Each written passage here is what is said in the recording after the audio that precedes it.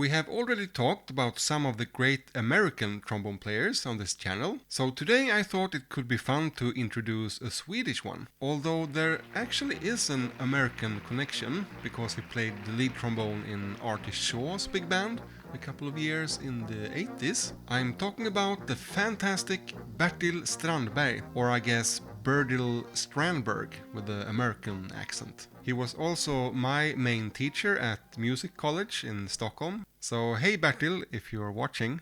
The first phrase we are going to dissect has actually kind of a funny story. In high school, a classmate's dad approached me with a cassette tape. This cassette tape, because he knew I played trombone and I liked jazz. So he said, listen to this and let me know what you think. And it's mostly Bob Brookmeyer, that record with Thad Jones. But the first track was with a larger group, and I thought it sounded amazing. Now at this time, the cassette wasn't marked or anything, so I didn't really know what music was on there, and I don't think I asked either. I listened to more records with Bob Brookmeyer, so I knew it was him, and after a while I also recognized Bertil's playing, but I kind of forgot about this recording until pretty recently, and I thought I need to do the research. And what do you know, this music is nowhere to be found online, but I read a few reviews and came to the conclusion it has to be this track from this record. So I actually ordered an LP from Finland, and it is this record. Red Mitchell, Blues for a Crushed Soul. And I could finally confirm that the song is called Kitten On The Monkeys, written by Bertil's brother, Göran Strandberg, who is playing the piano. So Red Mitchell is of course an American bass player that moved to Sweden in the late 60s, and I think he formed this group in the mid 70s with Swedish musicians, and he called the group Communication. And I hope the song is playing in the background now, because the music isn't on any streaming service or even on YouTube. I should be able to play a bit of it without getting in any copyright trouble, I hope. It's a beautifully arranged Latin-inspired piece that moves into a B-flat blues, and it's that kind of old-school blues that in the last 4 bars, instead of using the usual jazz blues chords, C minor 7 to F7 to the B-flat chord, they go from F7 to E-flat 7 and then to B-flat. And at the end of Bertil's solo, he plays this nice line.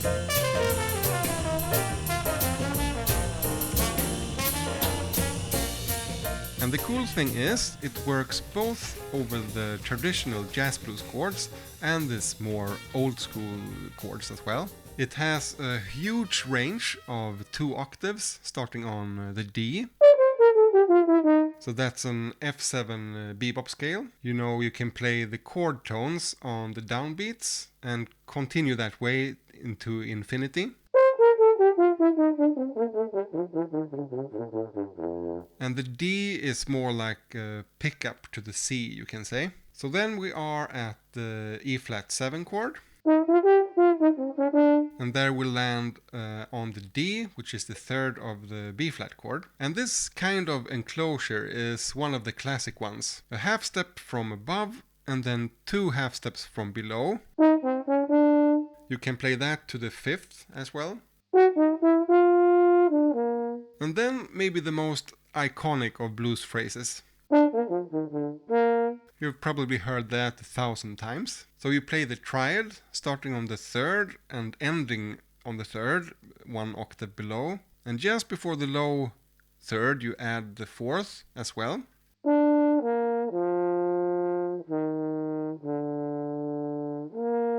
And then back up to the root. So then we have... And it's a bit high, so maybe let's try to lower it. Play it in F major, and then we start on an A. And it's a bit low instead, but very nice blues phrase. The next phrase comes from this album, Putte Wickman in Trombones. So world famous clarinet player Putte Wickman made a record with the rhythm section and 4 trombones. And this song is called Ebony Dance, composed and arranged by Bertil. And it has this samba feeling. So the chord is C7 sus4, but you can think of it as a G minor Dorian as well. It starts with a scale upwards from G up to A.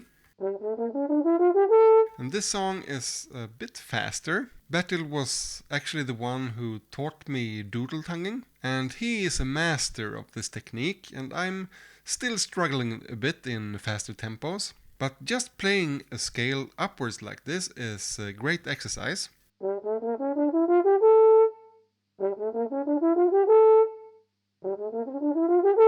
Maybe something to focus on this year. Then from that A, he goes downwards in arpeggios. We made a deep dive in the basic of arpeggios a while back. Check out this video if you haven't already, but it's basically 4 thirds stacked on each other, and that in itself is actually a great exercise now when I think about it. You play the scale upwards and down 4 arpeggios and you land on the root.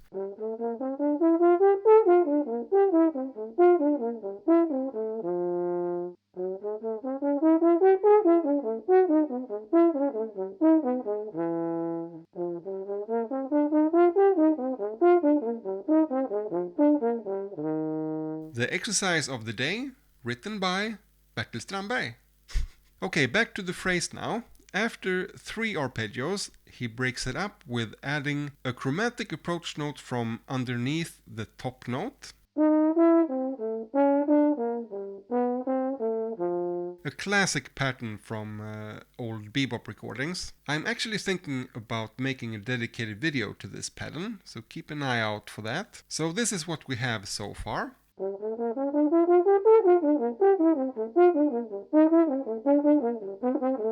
And then the song switches chord from C7 sus4 to E flat 7 sus4. And you don't have to include that part when transposing this phrase, but it sounds like this.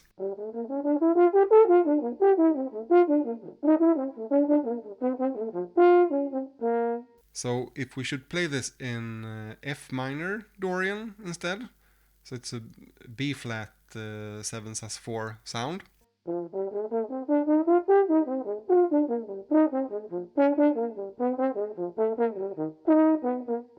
If you want to include that little phrase at the end.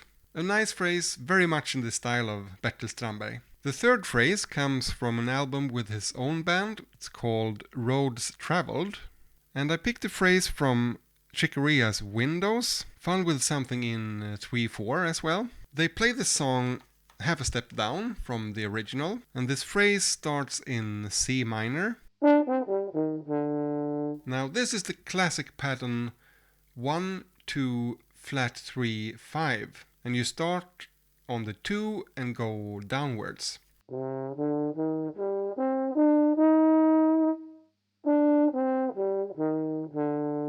It's a common way to go from, for instance, the minor 4 chord back to the major 1 chord. So let's say we are in C major.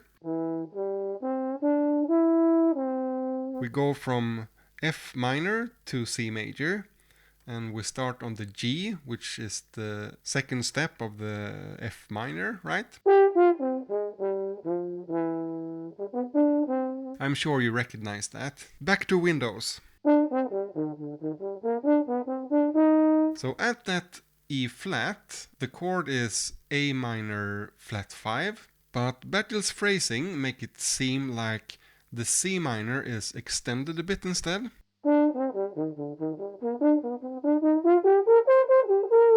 To me that sounds like C minor to F7, and then at the last moment he switches over to the D7, again with the same enclosure that we talked about in the first phrase. So the whole phrase up to that point.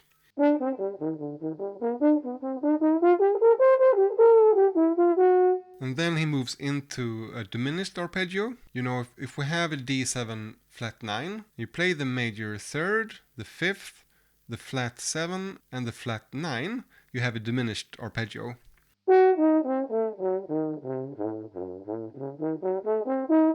The phrase from the F sharp goes like this.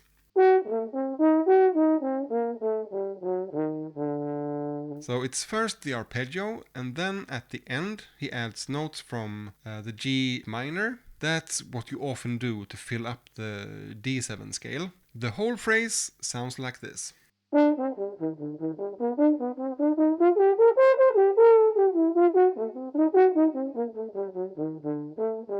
A beautifully constructed phrase. This one can be a bit hard to transpose and implement into other situations because it's so heavily connected to the song Windows, but as a standalone etude, it's perfect. Here is the playlist to the other videos in this series, and below I will link to these recordings and also a free PDF with these phrases if you want to check them out more thoroughly. Thank you for watching, and I'll see you next time.